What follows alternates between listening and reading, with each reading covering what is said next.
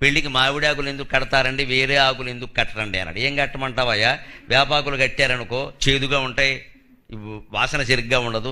అలాగని మరి కరివేపాకులు కట్టారనుకో పొద్దున్న ఉప్మాలోకి వాడేస్తారు వాటిని. అరిటాకులు కట్టారనుకో మధ్యాహ్నం భోజనం వేళకి తీసేస్తారు వాటిని. అంచనా తాటాకులు కట్టారనుకో అవి నువ్వు తీసి నాకు కడతావు, తాటాకులు కట్టడం అంటారు. అందుకని మామిడాకులు కట్టారయ్యాను. కానీ దానికి నిజమైన సమాధానం ఏమిటంటే మావిడాకులు అన్న మాట చూడండి తెలుగులో ఎంత గొప్పదో. మా విడాకులు, మా తీసేస్తే మొత్తం విడాకులే ఉంటాయి సంసారంలో.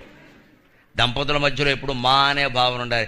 నీ ప్యాకేజీ నా ప్యాకేజీ అని ఉండకూడదు. ఇక్కడ నీ నా ఉండబట్టి విడాకులు అవుతున్నాయి, మా నుంటే ఎందుకు అవుతాయండి? ఇది మనది, నీదేనా నాదేనా ప్యాకేజీయే, రేపొద్దున లీకేజీయే. అంచేది వివాహ జీవితం బాగుండాలంటే యువతరం అలవాటు చేసుకోవాల్సింది మన అనే భావన ఉండాలి, మా ఉండాలి. మా తీసేస్తే విడాకులే, మా విడాకుల్లో మా తీసేయండి విడాకులే ఉంటాయి.